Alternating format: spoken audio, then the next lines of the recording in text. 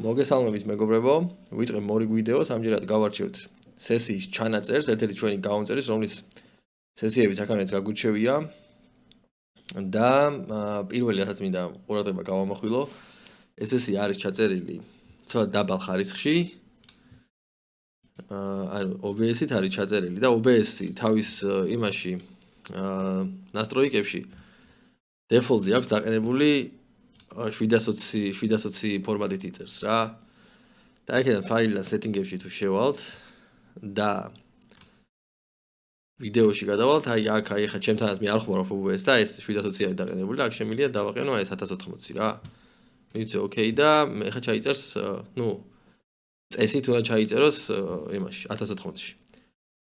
თუ ეს იყო მიზეზი ხო, კაი, თუ რაღაცა სხვა მიზეზია, მაგალითად რაღაცა კომპიუტერი ვერ ხაჭავს ან რაღაც ეგეთი, კაი.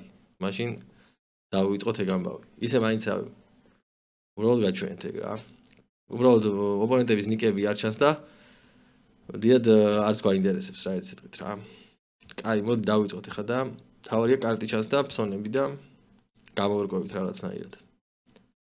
ეს არის N50 აჭარაბეთი, სადაც წესით ეს ოპონენტები უნდა მეცნობოდეს, მე ნაწილი, იმიტომ საკმარის დისტანცია მაქვს ამ ლიმიტზე დათამაშები და დავიწყოთ.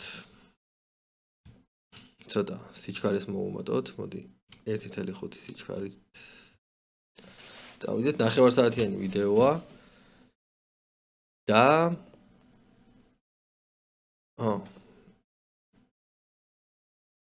ეგ არის რა. ძალიან დიდი ვიდეო არ უნდა გამოგვიდეს წესით. 4 მაგიდა.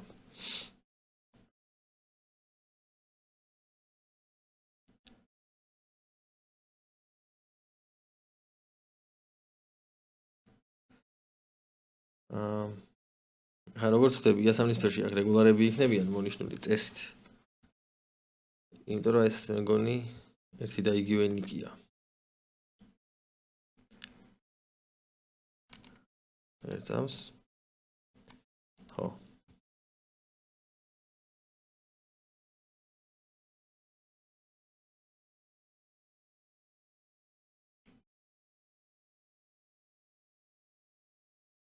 ყოველ შემთხვევაში თამაშიდან გამომდინარე გამოვიდეთ რა რაღაცა დასკვნებს.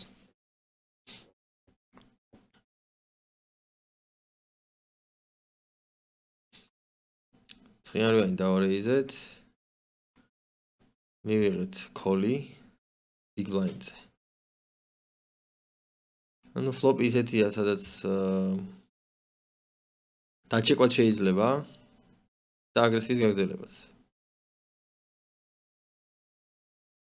ჩვენ კი ძლიერი ხელი გვეჭირა, ორხრივი სასტრიტე გვეჭირა, მაგრამ ნუ flop ისეთი იყო, რომელზეც პოზიციაში თუნდაც პოზიციაში დაჩეკვა შეცდომა არ იქნებოდა რა. უფრო big blind-ის call-ის range-ს კარგად ერგებოდა ეგ flop-ი ვიდრე ჩვენს იმას. ვიდრე ჩვენს range-ს. ზოგადად ეგეთი დაბალანსება range-ების და რაღაცეების დიდად საჭიროება მაგას არ მოითხოვს მიკროლიმიტებზე, მაგრამ ზოგადად აი ესე ვაკუუმში აი შეგვიძლია ხოლმე რომ ესეთი ძლიერი მონოდინე ხელებით რაღაც აი ჩვენი ჩეკის range-ი დავიცვათ და უშვათ და დავჩეკოთ ხოლმე ხანდახან ეგეთ ფლოპებზე რა. ანუ ფსონსაც არ აუშვოს. ოპონენტთან გამომდინარე შეიძლება უფრო მივიღოთ ხოლმე რა გადაწყვეტილება. თუ ვიცით რომ კარგად ეცემა გაგრძელებულ აგრესიაზე, რატომაც არ უნდა გავაკეთოთ ფსონი აუცილებლად.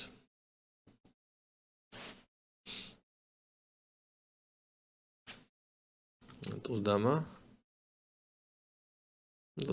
კი ბატონო.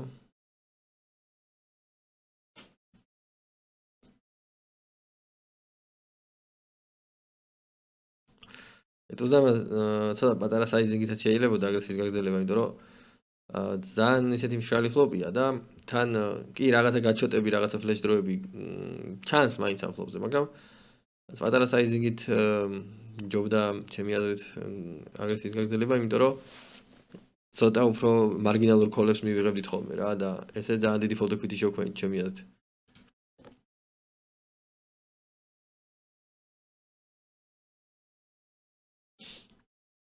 რაღაცა შეიძლება მაგალითად ბექდორი ან რაღაც ეგეთი დაკოლოს ოპონენტმა ფლოპზე 1/13, მე თერზე რაღაცა ან წყვილს მოედოს ან რა მომლოდინე ხელს და დაუშვათ მე თერნიც ათრიოს და რაღაც ეგეთი. პატარა საიზინგი ზოგადად მაგიტო კარგად მუშაობს. ესე იგი, ნუ პატარა საიზინგი 1/13-ს გულისხმობ, 1/13-ზე პატარა, 30%-ზე პატარა, შეიძლება, მაგრამ ზოგადად მე არ ხმარობ რავი. 1/4-ს მარტო ფორბეტ ბოტებში შეიძლება. ესე იგი, ამ ბორდზე კი ბატონო, უნდა გააგრძელო აგრესია ალბათ. არ არის მაგდამით გადასარევი ბორდი, მაგრამ პოზიციის ხარჯზე ეს კოლი ისეთი კოლია რა, ცოტა მაინც კარგი კოლი არ არის რა, ერთად მაგის გამინდა. ეხლა როგორც მივხვდი, ეს ყვითელში რეკრეაციული მოთამაშეები მოიშნელები რა.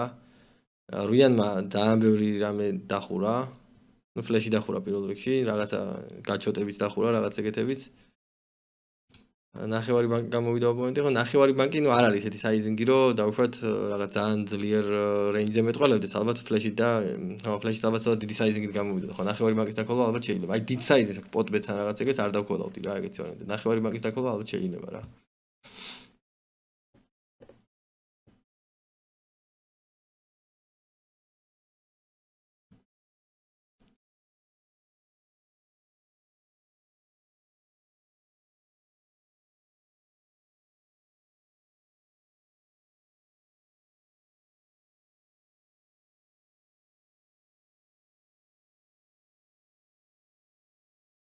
ესეთი კოლები ტუსამიანი თეორიული კოლის გავაკეთეთ ახლა ბატონზე.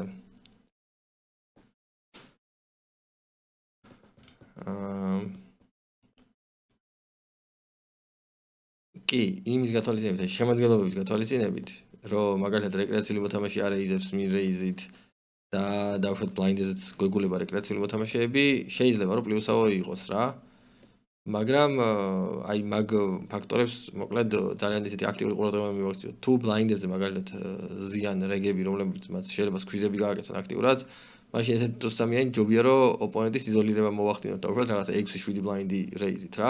ტრიბეთი, მაგრამ ესეთი შემცირებული საიზინგის ტრიბეთი გავაკეთოთ და უბრალოდ იზოლირება მოვახდინოთ ოპონენტს და ერთ-ერთზე ვეთამაშოთ რა. თუ ბლაინდერზეც ფიშების ხედან და უბრალოდ ოვერკოლები იქნება იმ ტრიბეთზე ხშირად, მაშინ შემთხვევაში შეიძლება კოლი, ანუ ესეთი კოლები, მოკლედ cold call ისეთი ცოტა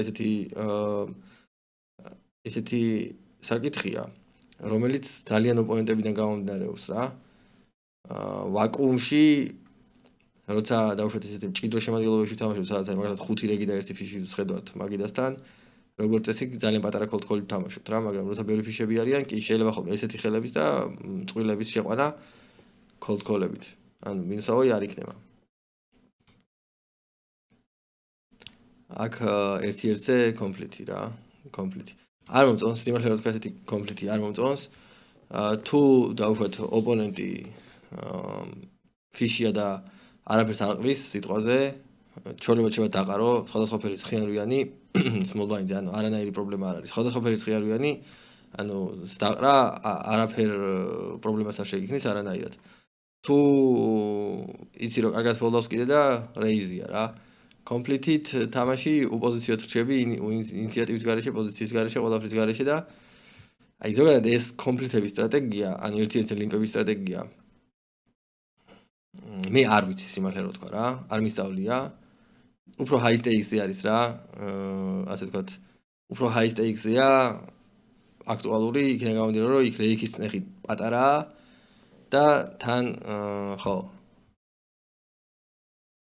თან ის არის რომ მოთამაშეებს უკვე რაღაცნაირად ეს single raise პოტები ცოტა უფრო დახვეწილად იციან რა და შეცდომის ნაკლებად უშვებენ და უკვე შეიძლება ლიმპებით ოპონენტები ცოტა ასე ვთქვათ არასტანდარტულ სიტუაციებში ჩააყენო და შემსასაგებლად გამოიყენო, მაგრამ აქ მე მგონია რომ არ არის ჯერჯერობით საჭირო ამ ლიმიტზე ესეთი სტრატეგიის გამოყენება. ნუ აი ყოველ შემთხვევაში რაღაცა ექსპერიმენტები ჩატარება შესაძლებელია ალბათ, მაგრამ პირდაპირ გადაყრა რა უშავდა ჩემი აზრით მაგხიანია.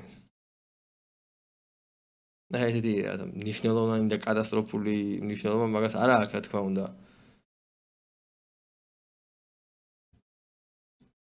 მაგრამ ზოგადად ძალიან ხშირად განმეორებად სიტუაციებში კარგი იქნებოდა რომ ოპტიმალურად თამაშობდეთ, თუნდაც ეგეთ პატარა პოტებში რა, რატო 2-3 ბლაინდიან პოტებშიც. ბლაინდზე ძალიან ხშირი სიტუაციაა და შესაბამისად ძალიან ფართო რეინჯები და დინამიური თამაში მიდის. და იმდენად ხშირად მეორდება, რომ რაც უნდა პატარა პოტები იყოს, საბოლოო ჯამში ვინრეიზე ძალიან დიდ მნიშვნელობას ახდენს, იმიტომ რომ ხშირად განმეორებადი პოტი არის რა. აი რივერზე რომ რაღაც სიტუაციაში ოლინს დაქოლავ ან არ დაქოლავ, შეიძლება მაგას უფრო ნაკლები მნიშვნელობა კონდეს, ვიდრე აი რაღაცა რა რეინჯით შეუტევ ბლაინდებს ან რა რეინჯით დაქოლავ ბიგ ბლაინდზე ან რაღაც აი ეგეთ სინგლ რეიზ პოტებს, სადაც ერთი შეხედვით პატარა პოტებია, მაგრამ სენდლის დიდი მნიშვნელობა აქვს. კაროვალეთ იზოლირებას ვაკეთებთ, უკიდან მივიღეთ ქოლი და ძალიან დიდი პოტი, რომელშიც საერთოდ ვერ მოვხდით. რავი, რა შეიძლება იქოს ამ პოტზე? დაჩეკვა. ხო, რავი, არ ვიცი, აი რთული პოტია, მაგრამ შეიძლება დაჩეკვა. ისეთი პოტია, რომ ნებისმიერ ტულს აქვს გაჩოტი რა. შესაბამისად, აი ეს ტულზე რო გაჩოტი არიდოს სიტყვაზე, ესეთ პოტებზე ოვერპარა რო განასახიერო სიტყვაზე და ერთი ბარელი, სინგლ ბარელი გააკეთო რეკრეაციული მოთამაშის წინააღმდეგ. რაღაცა 60-65% აი 2/3 მაგალითად ხო, ოპონენტის პოტის უბრალოდ. ხო? და დავუშვათ ოპონენტს რაღაცა უფრო ძლიერი ხელები დააყრევინო, მაგალითად რაღაცა სხვადასხვა ფერის ტუზათიანი, ტუსხიანი და რაღაც ეგეთები, ტუზიქსები რა.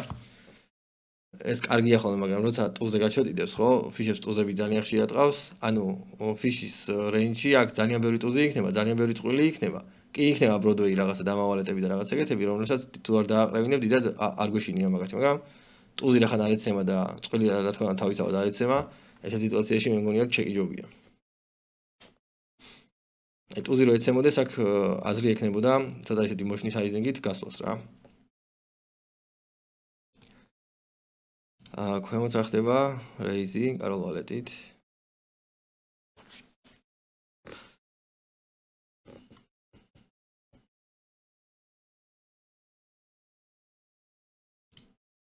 დავაპაუზე და ველოდებოდი რა მოხდებოდა.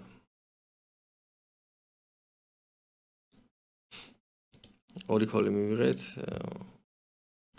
ორი ქოლის წინააღმდეგ შეიძლება ჩეკით თამაში, იმიტომ რომ ძალიან ბევრი ტუზი იქნება ოპონენტებთან ჯერ ერთი და თუ ტუზი არ იქნება კიდე და დიდად არაფერს არ გვეშინია, საკმაოდ ძლიერი ხელი გვაქვს და ესეთი შოუდაუნელი ჰენდი ჯობია რომ ესე ასე ვთქვათ ძალიან იაფად წავიყვანოთ შოუდაუნისკენ რა ჩემი აზრით ორ ოპონენტთან, იმიტომ რომ აქ ისეთი სიტუაციაა რომ ოპონენტებს თორსა არაფერი არ აქვს თუ უეჭველი ყრიან, ან დიდად არაფრით აღარ აგრძელებენ, ძალიან ისეთი საშიში ფლოპია და ხშირად კიდე ტუზი ექნება თან რეკრეაციულ მოთამაშეს უყვართ ტუზები, ტუზი ხშირად ყავთ და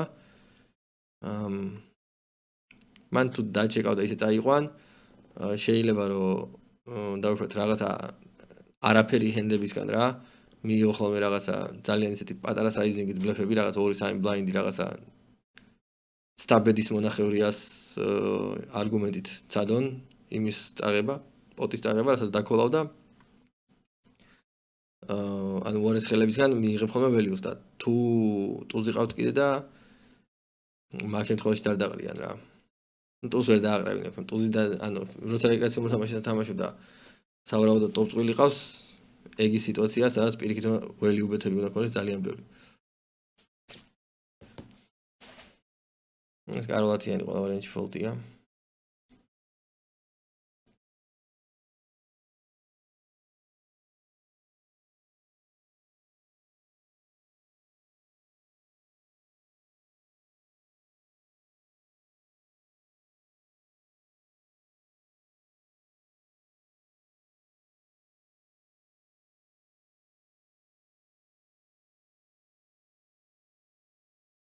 კი ბატონო, აგრესიის გაგრძელება ყველა ვარიანტში.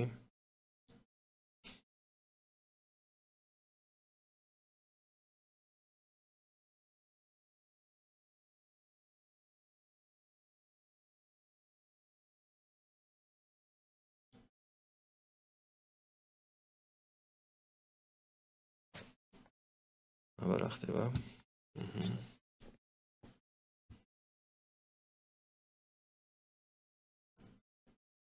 მანცა დაავაჩქარებ. ორიქს. ნელა მიდის თამაში. 4 მაგი დაამანთ.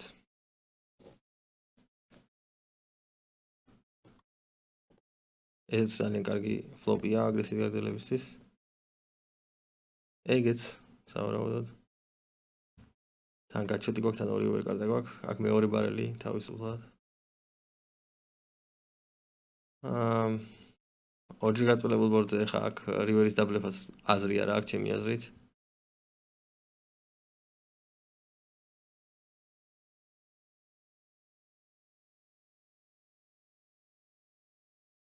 foldi იქნება მანდ ლოგიკური.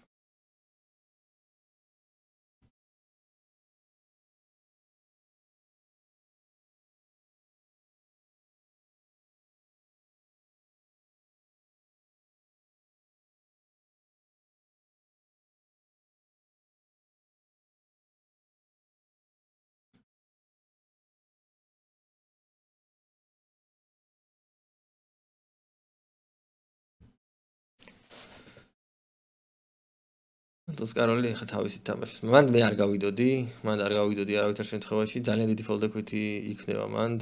უბრალოდ მან ჩეკოლი უნდა ითამაშო. მანდ ძალიან ბევრ ჰაიერს დაფუჟავს ოპონენტი. ანუ როგორი თემა? იმხელა პოტია უკვე. იმხელას ქვიზის მერე თამაშობთ, რომ ოპონენტს რაც უფრო ცუდი ხელი ყავს, მით უფრო დაფუჟავს რა, რო დაჩეკო. ეგეთი თემაა და რო გადიხარ კიდე და ძალიან დიდი ფოლდექვით ისქნი რა. აქ ჩვეულებრივ ოპონენტი შევა რაღაცა ტუზათიანი ეჭიროს. ძალიან ხშირად ეჭირება ვალეტათიანი, რავი, რაღაც ეგეთი. სამისად დაჩეკო. ფლეშ დრო როცა აქ ოპონენტს ის ფლეშ დროსი ოლინსაც დაკოლავს, ანუ ფლეშ დროთან მოგიწევს მაინც ტექსტზე თამაში და დავუშვათ იმის ეკვიტის რეალიზება, მაინც ეს ყველა ვარიანტში ხდება, ანუ ერთი გაწყობს კიდევაც, მაგრამ მეორეც დავუშვათ იმაზე რომ დაბიგდება რაღაცა ფლეშ დროს ეკვიტი დაიწვას, ეგეც არ იწვება რა. ყველა ვარიანტში ჩეკი ჯობია ეს სიტუაციაში, როცა ესეთი დაბალი SP არია, slow play პრობლემა არ არის. slow play პრობლემა არის, როცა დიდი SP არია, როცა ოპონენტს დავუშვათ full stack-ი აქვს რა. full stack-თან slow play არ არის კარგი იდეა, უნდა გახვიდე, იმიტომ რომ დაიცვა შენი ეკვიტი. და გადაახტევინო ოპონენტის უარეს ხელს, მაგრამ როცა ესეთი დაბალი SP არია, პირიქით. ჩეკავ, თუ აქ ოპონენტი დაჩეკავს, უკვე მე იმედი გაქვს, რომ თერზე რამეს მოედება და უკვე თერზე დააოლინებ და უკვე დიდი შანსია, რომ თერზე რამეს მაინც გაჩოც მაინც იყოს მოდებული და დაკოლოს. თან თერზე უფრო შენ უფრო სუსტი რეინჯი გაქვს იმის თვალში და შეიძლება უკვე რაღაც გაჩოტის დაგიქოლოს. ანა ის აი დაგიქოლოს. ფლოპზე მან ძალიან ძლიერი ხარ რა მაგის თვალში. იმიტომ რომ სკვიზი გააკეთე და მე კიდე ფუშავ. ან რაღაცა საშუალო წყვილი შეიძლება ქონდეს, რაც თერზე აღარ დავლის. როგორც წესი პირდაპირ დაჩეკავ ხოლმე თვითონ ფუშავენ ხოლმე რაღაც ჰაერს რა.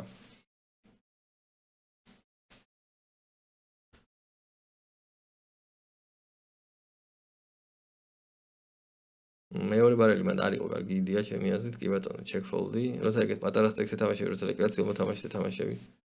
ნათქვამიც აქვს ადრე, რომ აი თერზე ყველაზე დაბალი fold equity-ია საერთოდ და bet check bet-ი უფრო კარგად მუშაობს ხოლმე, ვიდრე bet bet-ი რა. თუ ორი ბარელი თაპირებ რომ იბლეფო დაუშვათ.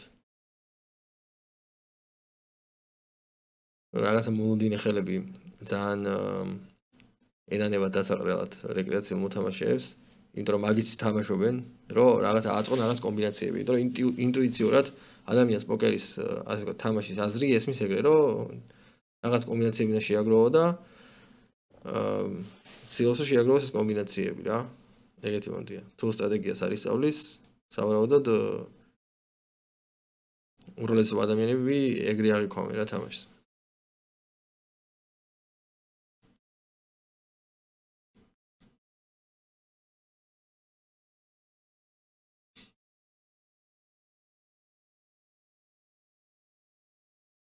ზოგადად თერზე ჯერ კიდევ არის ხოლმე შანსი რომ რივერზე რაღაცა დაეცეს და არ უართ ხოლმე დაღრა.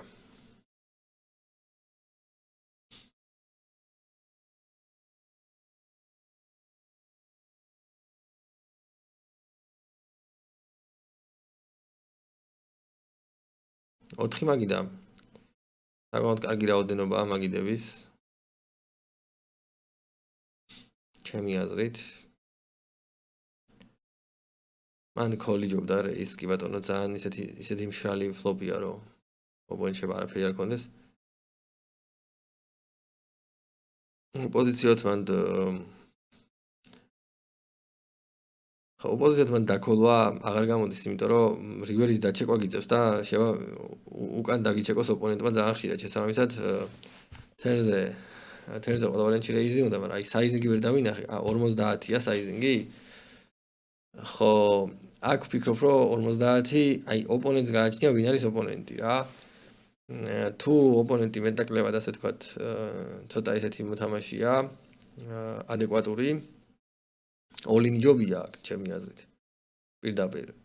იმიტომ რომ რაღაცა ბევრ რამე შეიძლება იყოს მოდებული, შეიძლება თერზე ან დამას მოედო, ან ფლეშ დროს მოედო, ან რაღაც ეგეთი და უკვე დაყრა რთული გადაწყვეტილების წინაშე ჩადგება all-in-ის შემთხვევაშიც.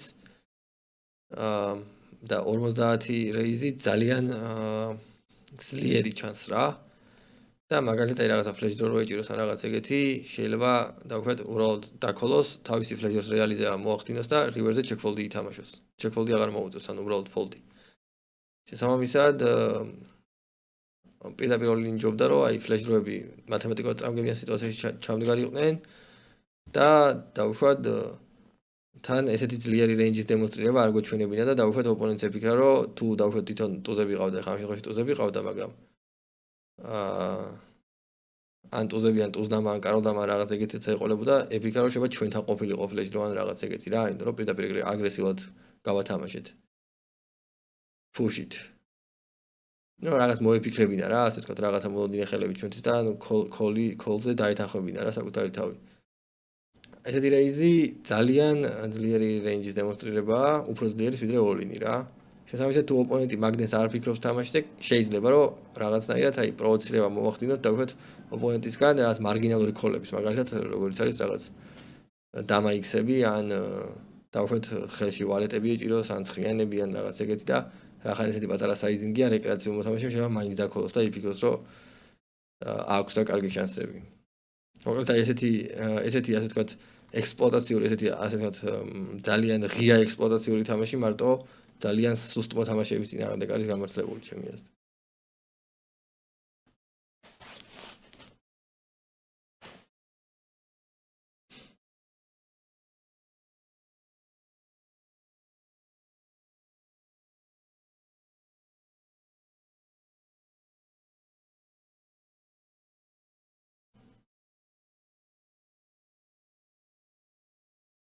all-in-სა და მაგ 50 შორისაც იყო რაღაცა ფსონები, მაგალითად 65-70 რაღაც დაახლოებით 3x რეიზი რა. რაღაც ეგეთი შეიძლება დაფიქრება.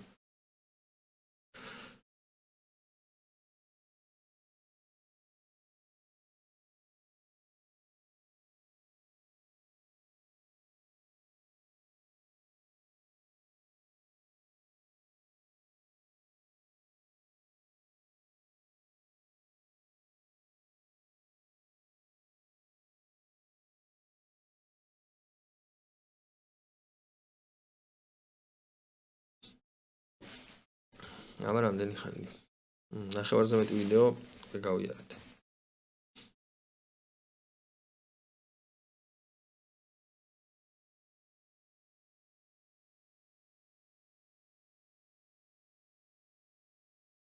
აი მაგ კოლს ახლა ეგრევე შევხედე, რომ შორტსტეკი იჯდა უკან და იდეაში ათიანების დაყრა მაინც ისეთი თემაა, ანუ ათიანების დაყრა ამ სიტუაციაში აი ძალიან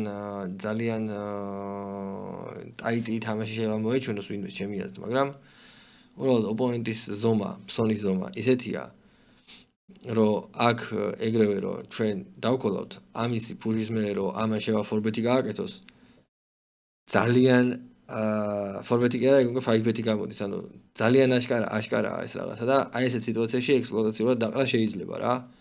აქ არ ამგონია რომ ამ ოპონენტს რამე ქონეს ათიანებზე ცუდი. კი, შეიძლება იყოს რაღაცა კოინები, მაგალითად ტუზკაროლი ტუზდამა ან რაღაც ეგეთი. მაგრამ როგორც წესი არ ამგონია რომ ქონეს რამე დავუშვათ ისეთი რასთანაც ათიანებით აი თალსახად კარგად ვკავართ რა, მაგალითად ცხრიანები ან რაღაცა ტუზ 10-იანი ან რაღაც ეგეთი. არ ამგონია რომ საერთოდ ქონდეს, იმიტომ რომ შორტ სტეკია თამაში და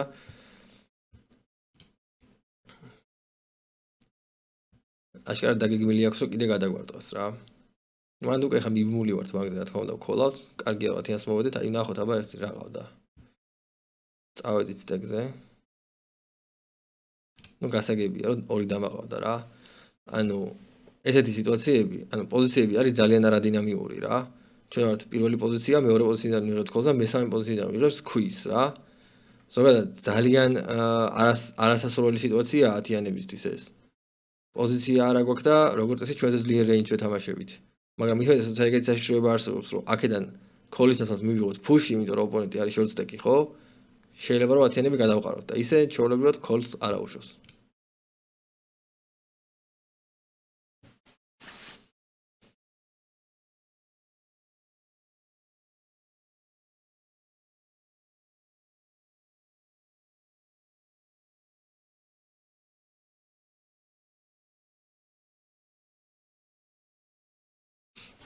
აიცა ხუთიანებთან რა ხდება ხუთიანებთან small blind-ზე ვართ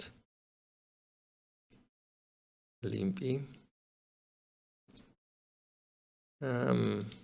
ვერტყოდი რომ აუცილებელი ქოლია ხუთიანები მაინც small blind-ია მაგრამ უკან ახლა რეკრეაციული მოთამაშეების კი ბატონო ყოველთვის გამართლებულია იქ blind-ზეც რეკრეაციული მოთამაშეების და კი ბატონო მაშინ გამართლებულია ნამდვილად აი სეტოლი უზოცა შედიხარ ხუთიანებით ეგ არის საკვანძო მომენტი რომ რეკრეაციული მოთამაშეები არიან თუ არა პოტში რა თუ არ არიან მარტო სეტოლიუზე არ ღირს ხოლმე შესვლა მithweda small blind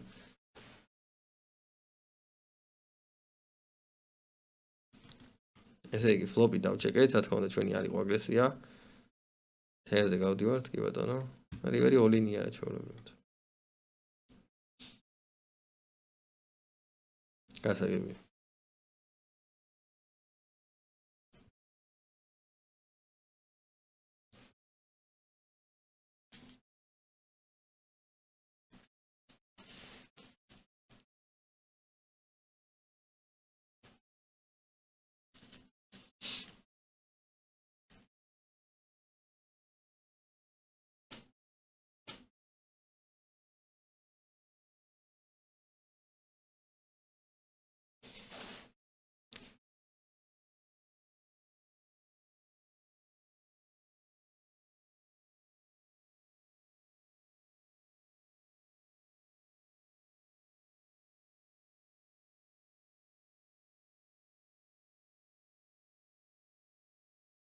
კარლცრიანი ფოლდია პირდაპირ. პირველი პოზიციის წინააღმდეგ ზოგადად small blind-ზე ძალიან ტაიტად ვიცავთ თავს.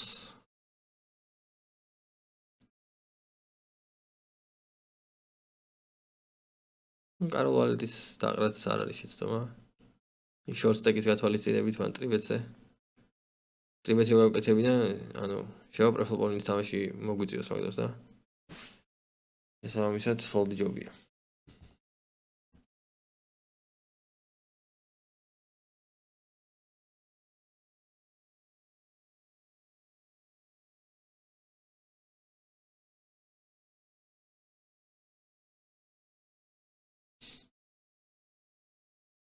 ეს sizing is აი 2.2 blind-ია.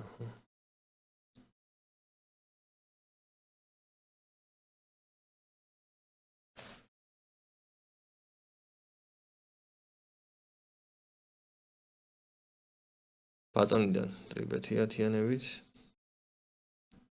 ორბეთი ნუ აი solver-ი თქ ქოლია, მაგრამ ზოგადად solver-ი თქ ქოლია.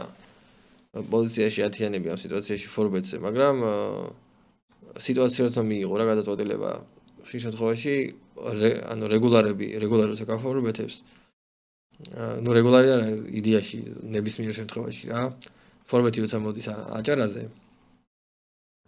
ანუ მან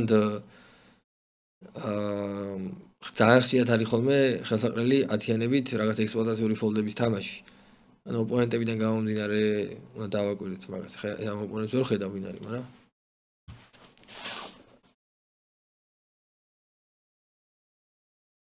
ეგეთ დიდი საიზინგი ფორმატ ბანკში არ არის საჭირო, ზოგადად. რამდენს გახვედი ხა ზუსტად ვერ ხედავ, მეგონი ნახევარ ბანკს.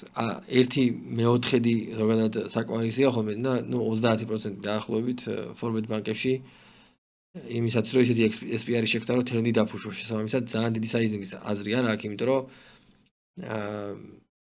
ეს მარტო ათიანებიდან მარტო value-ზე ხო რა გააკეთო, ანუ რაღაც სიტუაციაში შეაბლესეც გააკეთო და რაღაცა ფოლდეკვიტი გინდა რომ შეინარჩუნოთ. ეხლა როცა ნახევარი არის SPR-ი თერნზე უკვე თითქმის ყველაფერი გარკვეულია რა ეგეთ პოტებში და შესაბამისად ჯობია რომ პატარა საიზინგები იხმარო რა ფორბეთ ბანკებში.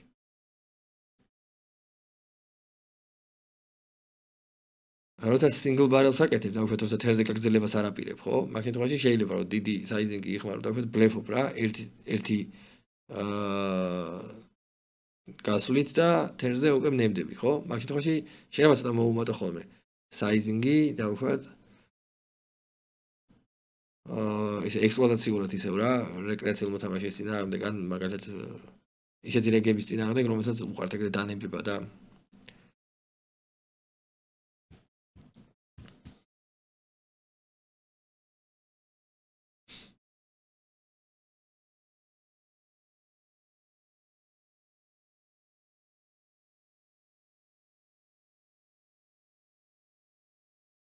ქლიანობა შეგათიანები, ანუ ძალიან ისე იყო გათამაშებული, ანუ ასე ვთქვათ, სწორად, ანუ პრობლემა არ იყო, უბრალოდ ფლოპზე იყო ცოტა პატარა საიზინგი რა სახმარი და ეგ იყო. ერთი ნახევარი ბანკის აკეთე 30% გასულიყავი და თერზე ცოტა უფრო დიდი ოლინი გექნებოდა რა. უფრო კარგი ფოლდეგვითი იქნებოდა. ანუ მაგ მომენტში დიდად არ გინდოდა ფოლდეგვითი, მაგრამ გულისხმობ იმაში, ანუ დისტანციას.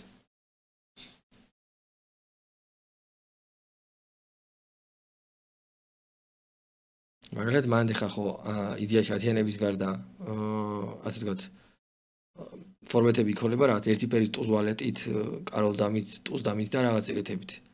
შესაბამისად მანდ უკვე მაგჰენდები შევა იბლეფო რა. შესაბამისად ფოლდეგვითის არსებითი მნიშვნელობა აქვს.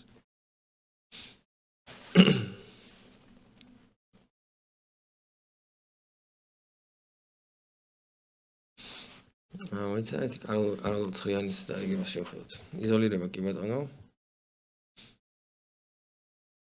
1/13 მშვენიერი. აქ მე უკვე რახან შოუდაუნ ველიუ მოგივიდა, მეორე ბარელს გავაკეთებდი აუცილებლად და აი მეორე ბარელის შინაარსი იქნებოდა შემდეგი, რომ რაღაც დიდ საიზინგს არ ვამბობ, ნახევარი პოტი ან 2/13 მაქსიმუმ. შინაარსი იქნებოდა შემდეგი, რომ ერთი რომ ოპონენტთან როცა არის დაუშვათ რაღაცა უფრო სუსტი მომდოდინე ხელები, თუნდაც ფლეშ დრო, თუნდაც რაღაცა 7-იანს არის მოდებული, თუნდაც ჯიბის წყვილი აქ რაღაც ეგეთი ოპონენტს, რომ გადავახტევინოთ და დაუშვათ რივერი დავჩეკოთ და ჩვენი შოუდაუნ ველიუს რეალიზება მოვახდინოთ, ანუ ჩვენი ასე ვთქვათ კაროლ X-ი გავიყვანოთ შოუდაუნზე ერთი ჩვენი ფასით, ანუ ნახევარი ბანკით სიტყვაზე, აქ გავდივარ, თერთე თუ დონკი მივიღე გადავყრი, თუ ჩეკი მივიღე, მეც დავჩეკავ რა. ეს ერთი პლუსი იმისი რომ გავდივარ ფლოპზე, ნახევარ ბანკს, იმიტომ რომ შოუდაუნს ყიდულობ და იმიტომ რომ შოუდაუნ ველიუ მაქვს. და მეორე პლუსი ის არის, რომ თუ აგურს დამიდებს ხოლმე, უკვე პოტი არის ცოტა კარგად მოსუქებული და შემიძლია უკვე კარგი ზომის ფსონი გავაკეთო, უკვე ოლინი შემიძლია თითქოს გავაკეთო რა. ოლინი არა, მაგრამ დავუშვათ რომ აქ ნახევარ ბანკს გასულიყავი, 8-ს გასულიყავი, 8 იმას დაეკოლა, 32 იქნებოდა ფლოპი და 50 იქნებოდა ეფექტური სტეკი და ნუ ოლინი თუ არა კაი ზომის ფსონის გაკეთების შესაძლებლობა გექნებოდა რა. ახლა ფლეშ კარდზე ალბათ ოლინი ძალიან შეაშინებდა ოპონენტს და ტუს ალბათ მაინც არ დაყრიდა, მაგრამ ნუ მოკლედ უფრო კაი ზომის ფსონი შეგელებოდა რომ გააკეთო. ან იგივე კაროლი ვაფშე უსაფრთხო კარტი რომ მოვიდა, ამაზე ხო საერთოდ ძალიან კარგი ფსონის გაკეთების შესაძლებლობა იქნებოდა. მოკლედ ერთი პლუსი ის იყო რომ შოუდაუნს ყიდულობდი, მეორე პლუსი ის იყო რომ ბანკს აშენებდი პოტენციური ველიუბეთისთვის რივერზე რა. თერნზე მეორე ბარელი გასაკეთებელი იყო.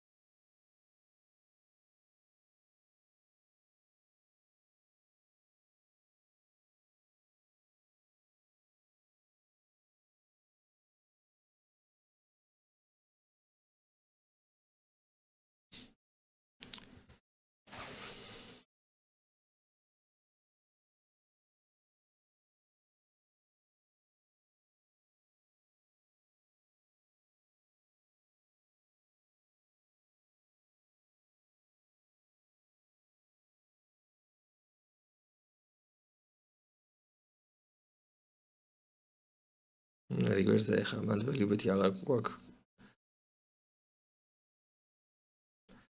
ერთის მხრივ რაღაც აცდენილი დროების შეიძლება მოვიფიქროთ ოპონენტთან, მაგრამ ალბათ მთლიანობაში მაინც ფოლდი ჯობია.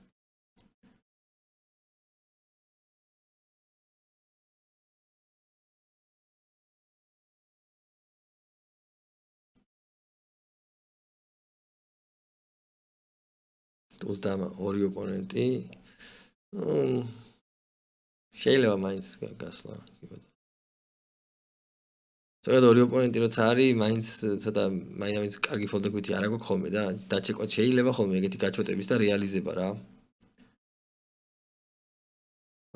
ორივე შეიძლება, მაგრამ მაინც ალბათ მულტიპოტებში მაინც ალბათ რეკომენდებულია რომ უფრო შენი equity-ის რეალიზებაზე იფიქრო ვიდრე fold-equity შექმნაზე, იმიტომ რომ ძალიან ცუდად იქნება fold-equity რა მულტიპოტებში. როცა 3 ხარ და როცა 4 ხარ ხო მით უმეტეს. როცა 4 ხარ საერთოდ ჯობია რომ დაჩეკვა ხო.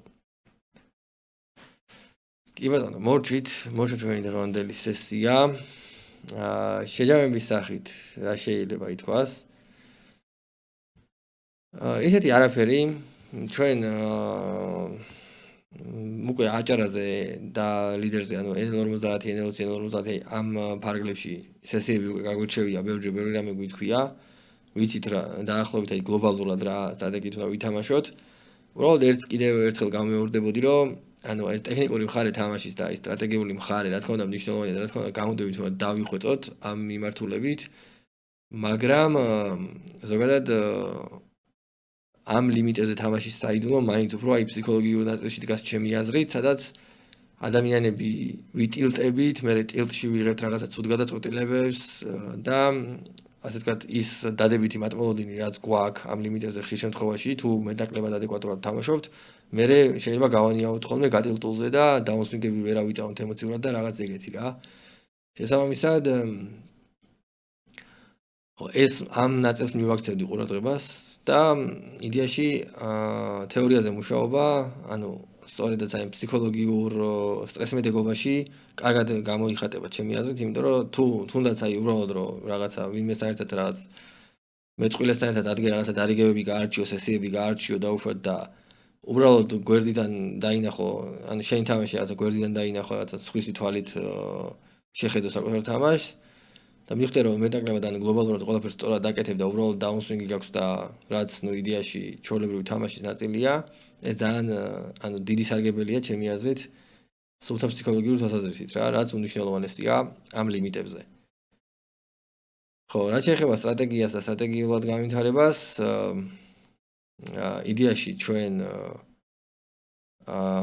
კარგი შემოდგენლობები რა გვაქვს, ეს გვაძლევს ხოლმე საშუალებას და აი მეც მაგალითად ჩემ შემთხვევაშიც გვაძლევს ხოლმე საშუალებას რომ რაღაც მეტაკლებად ისეთი რაღაც ძალიან ადვილი პოკერი, ABC პოკერი ვითამაშოთ მარტივად თქო და მეტი არც არის ხოლმე საჭირო, იმიტომ რომ მოთამაშე 3 და 4 რეკრეაციული მოთამაშე რო გიზის მაგიდა სხვანაირად არც გამოდის და მაგას ერთი დიდი მინუსი აქვს ის რომ მე განვითარება და მაღალ ლიმიტებზე წასვლისთვის ანუ გამოცდილება ნაკლებად გროვდება რა.